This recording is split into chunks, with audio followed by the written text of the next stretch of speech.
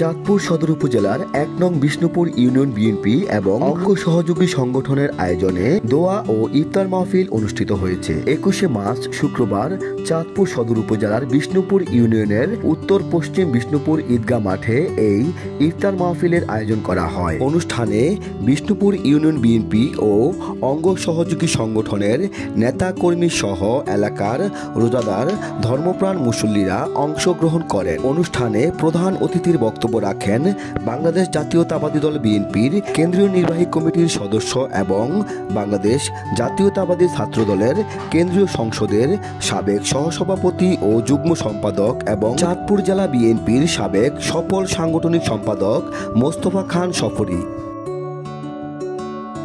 চাঁদপুর জেলা জাসাসের যুগ্ম আহ্বায়ক মোখলেসুর রহমান হাজরার সভাপতিত্বে এবং চাঁদপুর সদর থানা যুবদলের সাবেক যুগ্ম আহ্বায়ক আকাশ খান জিতুর পরিচালনায় অনুষ্ঠানে ইউনিয়ন বিএনপি ও অঙ্গ সহযোগী সংগঠনের শীর্ষ নেতৃবৃন্দ সহ সাবেক ছাত্র নেতারা বক্তব্য রাখেন। পরে দোয়া ও মুনাজাতে বিএনপির প্রতিষ্ঠাতা শহীদ প্রেসিডেন্ট জিয়াউর রহমানের রুহের মাগফিরাত কামনা সহ বিএনপির চেয়ারপারসন বেগম খালেদা জিয়ার সুস্থতা কামনা করে বিশেষভাবে দোয়া ও মুনাজাত করা হয়।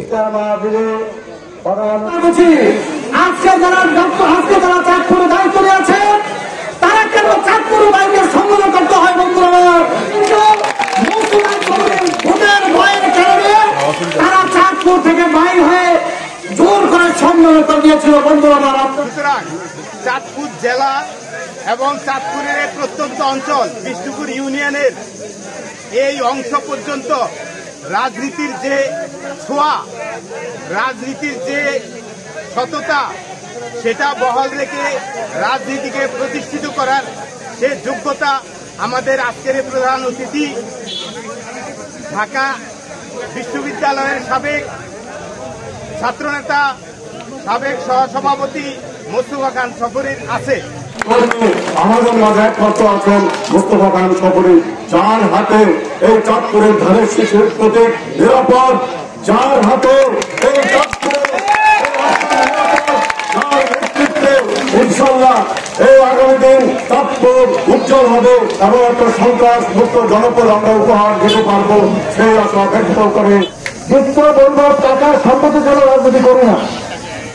যদি করতাম তাহলে আজকে অর্থনৈতিক ভাবে আপনারা যাদেরকে বান্দির মহাবীর তথাকথিত বলেন, টাকা বলে বলেন, তাদের কাতারে তাদের সারিতে আমার নাম থাকে।